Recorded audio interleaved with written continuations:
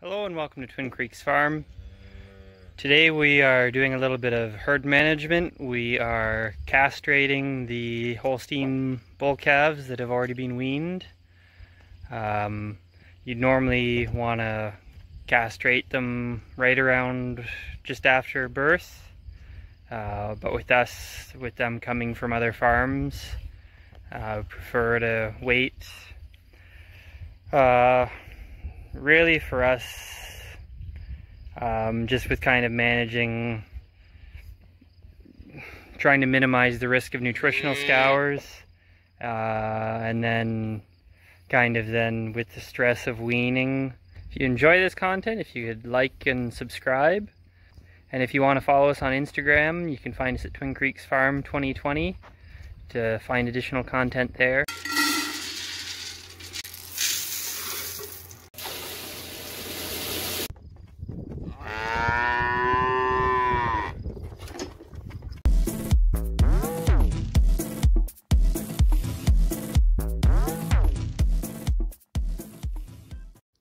So I just brought the pin in to the narrowest setting. We're doing fairly small, probably a couple 100-pound calves.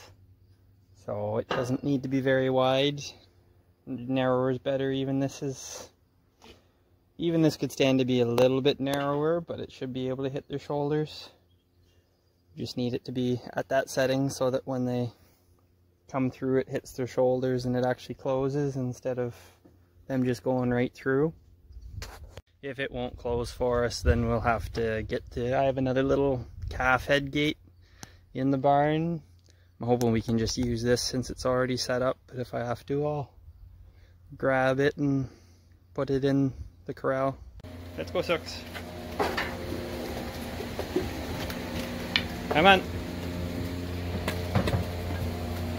Come on.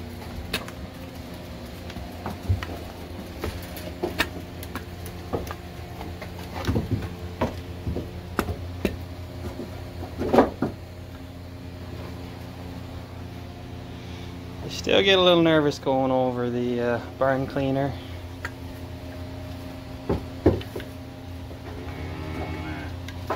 Come on.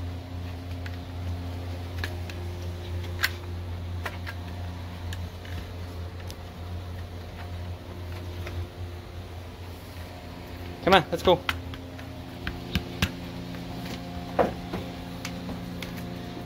If you're wondering, I'm just giving them a little tap. It doesn't take too much to get them going. This one, it's its first time going over. Sometimes you gotta push them the whole way over just so that there's something about gutters like that they just don't like, so you gotta kind of coach them through it the first couple times. And this step down he won't like either. And then once they do it a couple times, they figure out, oh, that's not so bad.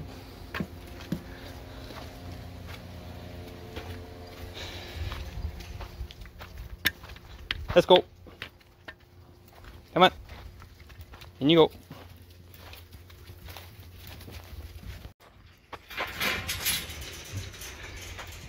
It's gonna be in the way.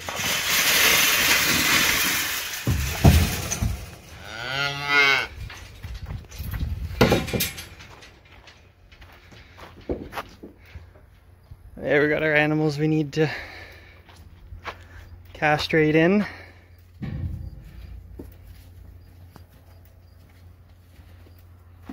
It'd be nice to be able to do their horns, but I think most of them are a little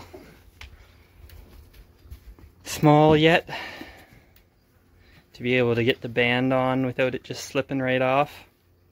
I think we probably need little nubs that are about 1 inch long to be able to dehorn them. Ideally, you do it right at birth with what's called, or very shortly after birth with what's called caustic paste. But with the way ours come in, ideally you'd castrate at that time too. But ours coming in with what you'd say is a little bit of environmental stress, moving from one place to another. I generally figure it's better to wait a little longer and Do it when you know they're all healthy and comfortable. So the first lad slipped right through the, well, he kind of hit but didn't fully lock it. And then he went to go through again and open it up. So here's a look at the band on. I don't like really doing it when they lie down like this, because when you pull them through, they'll, when you go to close the band, they can drop back down up into the body, and so then you've only maybe got one of them, so you have to be really careful that you get both, or they'll turn into what they call a stag, which is still has most of the properties of a bull. So it's nicer if you can get him in the head gate, and then the gravity kind of helps you make sure that you've got both of them. So doing it with them on their back isn't like too bad, because they kind of just relax once they're down generally. And that's what a lot of people do when they're first born, is they'll put them on their side like that and band them. But the other thing about them being a couple months old is they're a little more developed, so they're easier to find. So we'll get Courtney, and I think we need a hand to make it work with this head gate. Get the other one out of here. Getting the other smaller one out here would be a bit of work. So got our client here in the head gate. They're still, even at its smallest setting, it's kind of small for them. We'll make it work for today, but I should really be using the other head gate. So got our bander here, these little green bands on, and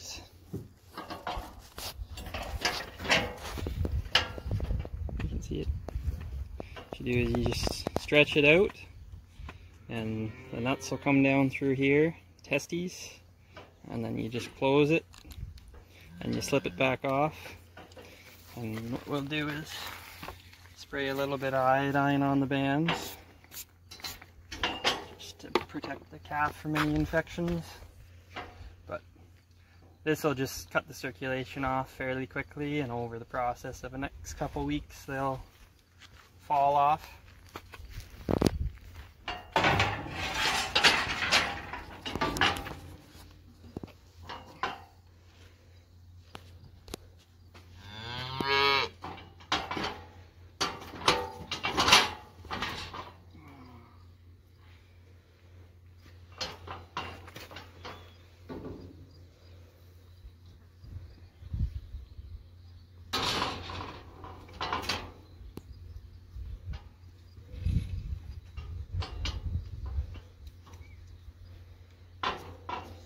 You just check, you make sure you got both.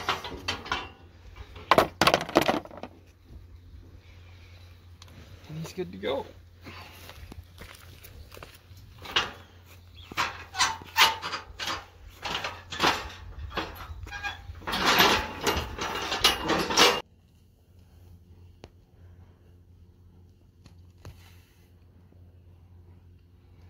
Oh, we're getting ones over.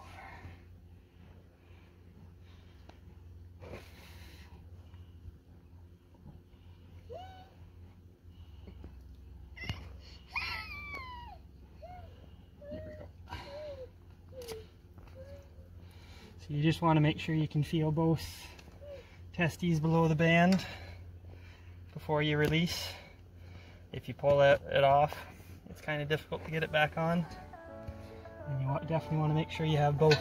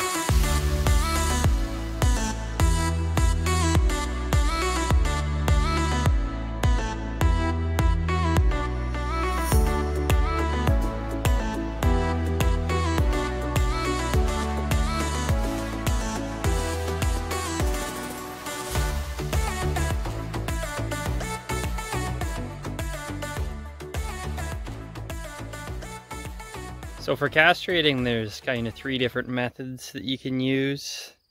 The one is by cutting, where you actually make a little incision in the scrotum and cut the cords. And then the second would be what we do, which is banding, where you use an elastic that basically cuts the circulation off so that eventually they just fall off. It'll take a couple weeks. And the third one is crushing with what's called a Bredizo, where those cords that you're cutting when you're doing the surgical method, you're just crushing them. So for me, I by far prefer the banding. It's, if you see when we're putting them on the videos, they don't even flinch when it goes on. They really don't seem to notice them at all. I think if they were a little older, I think the older they are, the worse it kind of is, the more they'll feel it. But when you're doing them young enough, I don't think that they really notice at all. And there's like no blood, nothing that way. Whereas, I mean, the surgical, I'm getting, like, you're normally doing it young enough that they're not really feeling it. But for me, this is the preferred option. It's what I feel most comfortable with. Some buyers, well, for buyers, kind of, I think their preferred method is the surgical when they're going into feedlots. So if we were taking them up to like 600 or 700 pounds and they were going into a feedlot, then the people that would be buying them, the feedlot operators, would prefer the surgical method, because if someone's done it that way, then you're pretty certain that they've gone in and they've cut both, because it's something you can very easily visually see.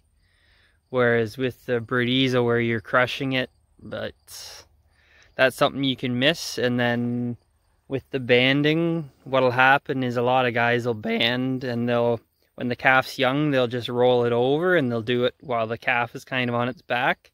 But what'll happen is the testes will drop back down into the calf, and so they don't always get both of them. And so you can end up with what's called a stag, where they've still got a lot of the bull properties that aren't desired in the feedlot.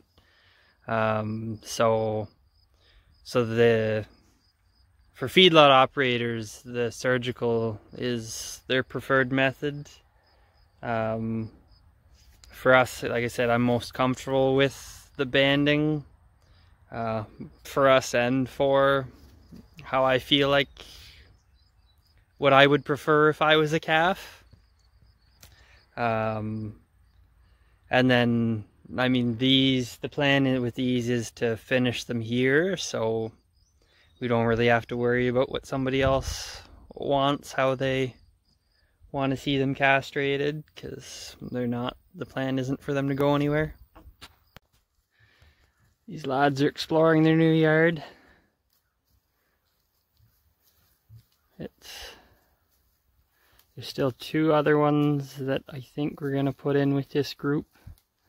So we'll have a group of 7 here, and a group of 8 in the barnyard.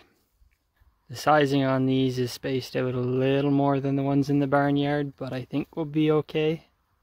The biggest issue there is kind of bullying at the feed bunk, that 1 or 2 of them will eat a lot more than their share, and some of the smaller ones won't get what they need. But they weren't happy getting moved over. They made more of a fuss about that than getting castrated. They don't really even flinch when they're getting banded, but they're so nervous about moving into a new area, just the way cows are. So that's the biggest fight. But I think they're calming down now. So we're all done castrating for today. We did these 5 here in this pen, 8 in the barnyard, 8 Holsteins in the barnyard, I think.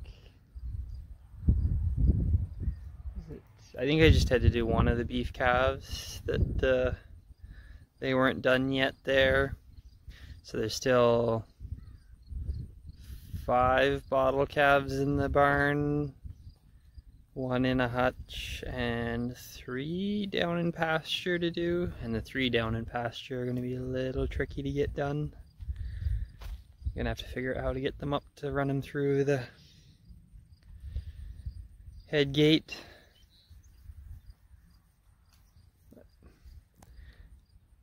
I think they're enjoying relaxing in their new digs. Then for this group here, there's not a great amount of shade in the morning. Kind of the sun comes up over here, and not until kind of mid-afternoon is there any good shade, so we'll have to put them in a bit of a structure to give them a little bit better shade. And then have to build them a bit of a feed bunk as well. For now, I've got a little trough that we'll throw on the ground, but I want to have something in case rain or snow, just to keep it off their food so we're not getting a bunch of spoilage. So if you enjoy this content, please like and subscribe. Thanks for watching, and take care till next time.